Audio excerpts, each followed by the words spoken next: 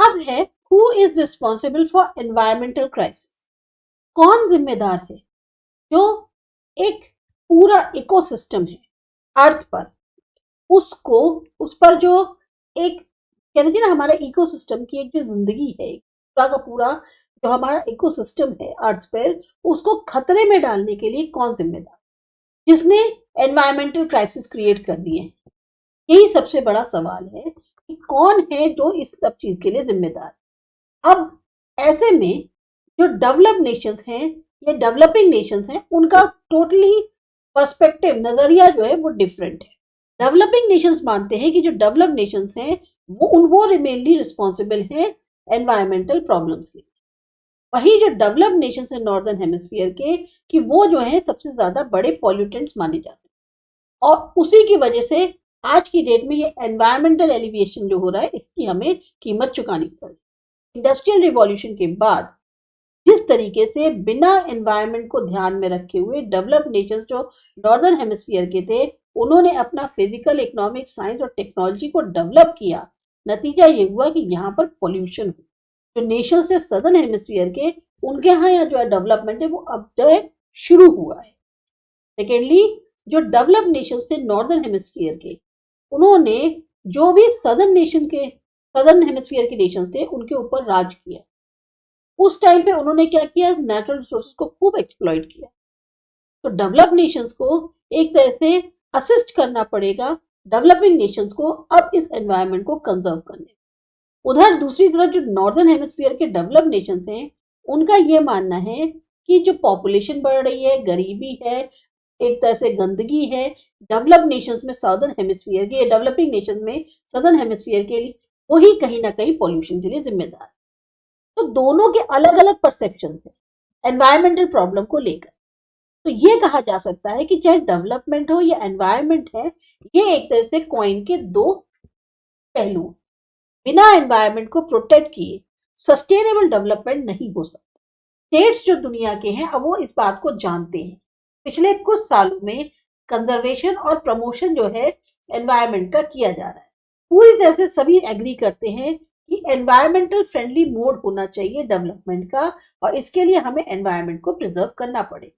National और international level पर बहुत ज्यादा कोशिशें करी जा रही हैं कि किसी तरीके से इन सीरियस प्रॉब्लम से बचा जाए, या उसके जो एक डेंजरस इफेक्ट्स हैं ग्लोबल वार्मिंग और क्लाइमेट चेंज, इससे कैसे बचा जाए। अब देखते हैं डिटेल्स में इन कॉन्सेप्ट के बारे में। 1960 के बाद चिंता, एक्शन, थॉटफुल एक्शंस, मूवमेंट, ये सब स्टार्ट हो गए एनवायरमेंटल इश्यूज को लेकर।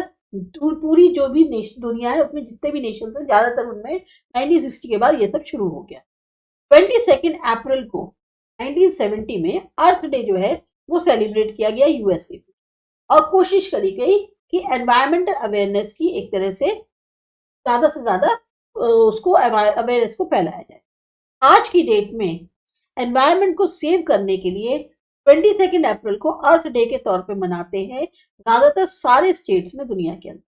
जो भी पॉलिटिकल एलिमेंट्स हैं एनवायरमेंटल क्राइसिस के, उनको स्क्रूटनाइज करने के बाद, उनके ऊपर एक जांच करने के बाद ये कहा जा सकता है कि एनवायरमेंटल क्राइसिस को सॉल्व करना है, तो उसके लिए 3 तरीके के अटेम्प्ट्स जो हैं उनको शुरू किया गया है ताकि इस प्रॉब्लम से निपटा जा सके। पहला है environmental contemplation by thinkers. Contemplation यानी कि बहुत ज्यादा लंबे समय तक जब आप उस पर विचार करते हैं, फाइनली फिर आप एक्शन लेते हैं। तो जो एक्शंस एक तरह से रखे गए हैं कुछ थिंकर्स के बाद ने अपनी बुक्स में जो है बताए हैं, इन्होंने काफी इंपॉर्टेंट रोल प्ले किया है आइडियोलॉजिकल तौर पे रेवोल्यूशन लाने के लिए, खासतौर से एनवायरमेंट के केस में। इकोनॉमिक, सोशल, पॉलिटिकल प्रिंसिपल्स अभी तक जो भी दिए गए हैं थिंकर्स के द्वारा रेनेसां के बाद, वो सब के सब किस पर केंद्रित थे, ह्यूमन के सेंटर थे। वो लोग मेनली फोकस कर रहे थे ह्यूमंस पर। जब रिलेशंस जो ह्यूमंस के बीच में है उसको जांच करी गई, तो उसको जो ही एक्सप्लेन किया गया क्लासिकल मैनर। ऐसे में क्या किया गया, जो ह्यूमन और एनवायरमेंट के रिलेशन थे उनको निग्लेक्ट कर दिया गया, क्योंकि हम लोगों ने मेनली फोकस किस पे किया, ह्यूमन पे। तो हमने उन चीजों पे ध्यान ज्यादा दिया, एनवायरमेंट और ह्यूमन का रिलेशन जो है उसको पूरी तरह से निग्लेक्ट कर दिया।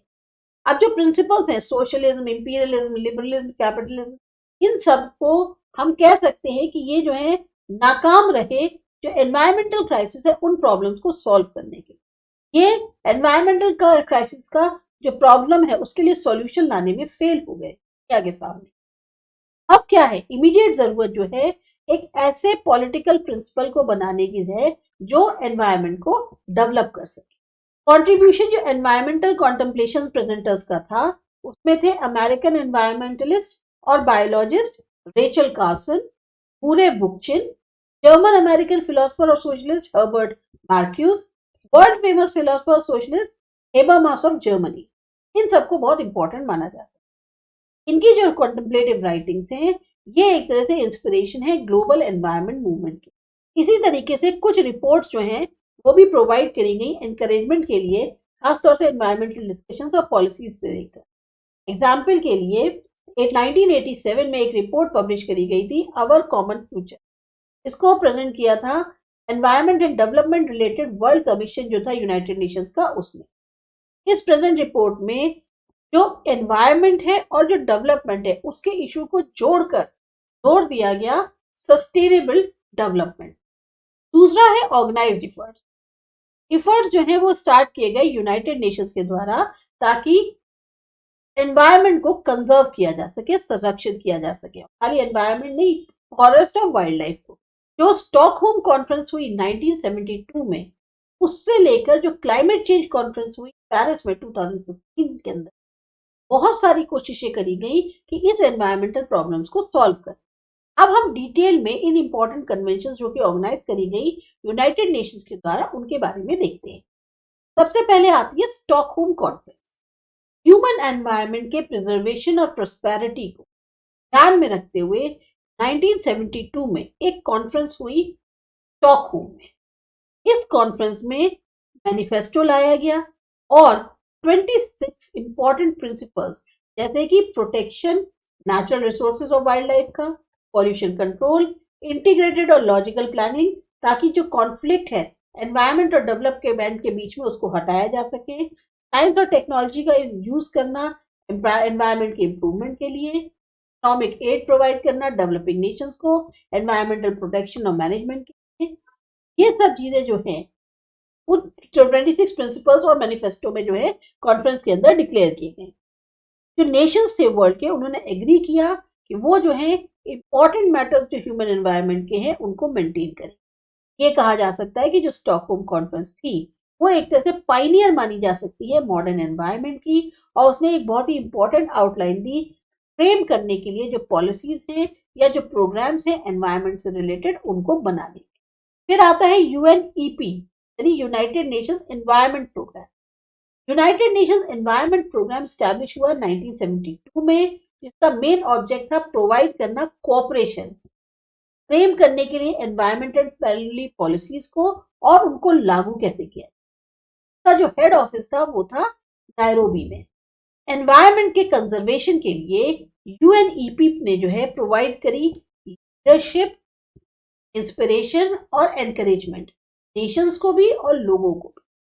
कुछ इंपॉर्टेंट फंक्शंस थे जैसे इवैल्यूएट करना एनवायरमेंटल सिचुएशन कहती हैं, वर्ल्ड ट्रेंड कहते हैं, रीजनल नेशनल लेवल पे भी डेवलपमेंट नेशनल और इंटरनेशनल एनवायरमेंटल इक्विपमेंट का कैसा है, ऑर्गेनाइजेशन को मजबूत करना बेटर मैनेजमेंट के लिए एनवायरमेंट के, ये सब जो है चीजें उसके द्वारा करी गई। तो एक ग्लोबल तौर पे जागरूकता लाने के लिए उससे रिलेटेड एनवायरमेंट से रिलेटेड एनवायरमेंटल क्वेश्चंस उनको जागरूक करने के लिए 5 जून को हम as a world environment day मनाते हैं। 22 अप्रैल जो है वो आपका अर्थ डे है और 5 जून जो है वो वर्ल्ड एनवायरमेंट डे है। फिर आता है अर्थ समिट 1992 में।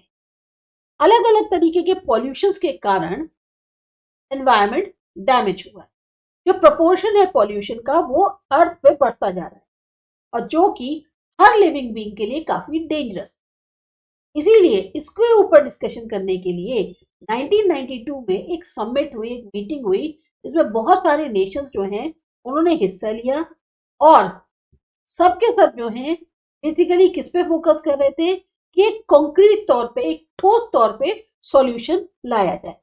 ये समिट जो हुई थी ये रियो दी जेनेरियो में हुई थी ब्राजील में, इसीलिए इसको रियो समिट कहा जाता है। डिस्कशन जो है बहुत ही इंपॉर्टेंट एनवायरमेंटल इश्यूज पे हुए थे, जैसे कि चेंज लाना, जो पैटर्न है प्रोडक्शन एमिटिंग पॉइजनस गैसेस का, मतलब जो भी उत्पादन हो रहा है उसमें जो भी पॉइजनस गैसेस एमिट होती हैं उसमें बदलाव किया जाए। ऑल्टरनेटिव सोर्स ऑफ एनर्जी का इस्तेमाल किया जाए। हार्मफुल सोर्सेज जो एनर्जी के हैं जैसे फोसिल फ्यूल, उसको जो है उसकी जगह आप ऑल्टरनेटिव सोर्स ऑफ एनर्जी ढूंढें। पब्लिक ट्रांसपोर्टेशन का इस्तेमाल किया जाए बजाय इंडिविजुअल या प्राइवेट व्हीकल्स के। अरेंज किया जाए समिट क्लाइमेट चेंज के लिए।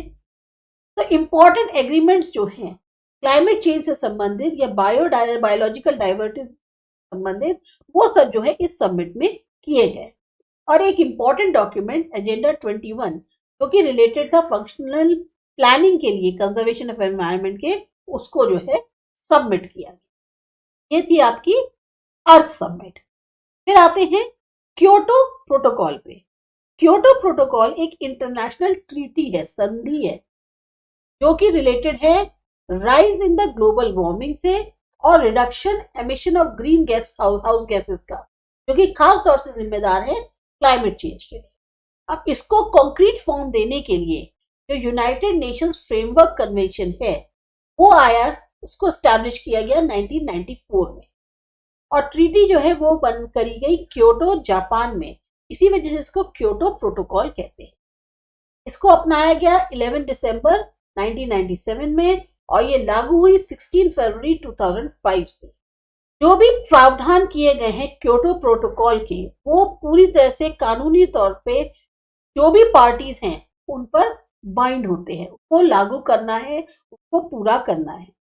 क्योटो प्रोटोकॉल में जो 1990 था उसको बेस ईयर माना गया और टारगेट फिक्स कर दिया गया कि जो एमिशन है ग्रीन हाउस गैसेस का उसको कम करना है कलेक्टिव तौर पे 5.2% स्पेसिफाइड टाइम। जो रिडक्शन था emission of green house gases का इंडस्ट्रियल नेशंस के लिए, टाइम लिमिट जो थी वो 2008 से 2012 डिटरमिन की। पहले फेज के कंप्लीशन पे टाइम लिमिट जो है एक्सटेंड कर दी गई दोहा कतर में 2012 में, ताकि रूल्स और जो टारगेट हैं क्योटो प्रोटोकॉल के उनको एक तरह से लागू किया जा सके। सेकेंड टाइम जो फेज था उसको एमिशन जो ग्रीन हाउस गैसेस का है उसको कम करने के लिए जो ईयर था वो 2013 से 2020 जो है फिक्स किया गया। फिर हुई United Nations climate change conference 2015।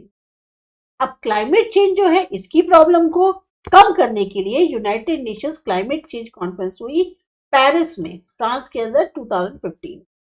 सारे नेशंस जो वर्ल्ड के हैं उन्होंने एग्री करा कि वो जो है क्लाइमेट चेंज की प्रॉब्लम को सॉल्व करेगी। पेरिस कॉन्फ्रेंस में सारे के सारे नेशंस ने अपनी कमिटमेंट दिखाई कि रिडक्शन होना चाहिए एवरेज टेम्परेचर में अर्थ के। जोर दिया गया कि रिडक्शन होना चाहिए एमिशन में पॉइजनस गैसेस के, स्पेशली कार्बन, जो कि रिस्पॉन्सिबल है क्लाइमेट चेंज के लिए। ये जो डिटर्मिनेशन है इसने क्या किया, मतलब एक तरह से इसको क्यों दिखाया जा रहा था, ताकि जो एवरेज टेम्परेचर है वर्ल्ड का वो एटलीस्ट 1.5 डिग्री सेल्सियस जो है कम किया जा सके।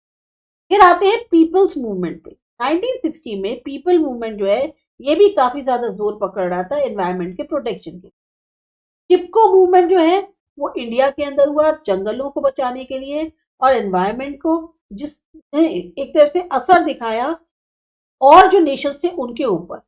यूएसए में और यूरोप में बहुत ही एग्रेसिव फॉर्म जो है ग्रीन मूवमेंट का वो हो गया, ताकि एनवायरनमेंट को बचाया जा सके। जो एग्जिस्टिंग इकोनॉमी है या जो सोशल अरेंजमेंट है उसको भी एक तरह से ये जो मूवमेंट हुए उन्होंने चैलेंज किया। इन एजिटेटर्स को, ये जो गुस्से वाले लोग थे या जो भड़के हुए लोग थे इस एनवायरनमेंट को जो प्रोटेक्ट करना चाहते थे, उनको नाम दिया गया ग्रीन्स का। की नजर में अगर हम चेंज करेंगे एग्जिस्टिंग सिस्टम को तो एनवायरमेंटल रिलेटेड डेवलपमेंट जो है वो पॉसिबल नहीं है। ये पूरे स्ट्रक्चर में और उसकी जो बेसिक अप्रोच है उसमें चेंज करना बहुत जरूरी है। तो हम ये कह सकते हैं जो एक अवेयरनेस की एक सेंसिटी है, एक डिग्री है, वो बढ़ी है ग्लोबल लेवल पे, रीजनल लेवल पे और नेशनल लेवल पे, ताकि ये जो सीरियस प्रॉब्लम है एनवायरनमेंट की इसको कम किया जा सके। हर नेशन इस डायरेक्शन में कोशिश करे। जो गवर्नमेंट्स है नेशन की दुनिया के अंदर, इसके अलावा जो एनजीओज होते हैं वो भी काफी ज्यादा एक्टिव हैं एनवायरमेंट अवेयरनेस को लेकर। इंटरनेशनल नॉन गवर्नमेंटल ऑर्गेनाइजेशन जैसे वर्ल्ड वाइड फंड है नेचर के लिए, ये भी जो है एनवायरमेंट के प्रोटेक्शन के लिए काफी ज्यादा काम कर रही है। नॉन गवर्नमेंटल ऑर्गेनाइजेशन जो है एक उसको बोलते हैं वर्ल्ड की ग्रीन पीस, जो कि काम कर रही है खास तौर से मेंटेनेंस के लिए एनवायरमेंट के वर्ल्ड लेवल पे। ग्रीन पार्टी भी जो है इमर्ज करके आई है कुछ नेशंस में जैसे ब्रिटेन और जर्मनी। अब इसके बाद है attempts made in India for the protection of environment, ये करते हैं अगले वीडियो।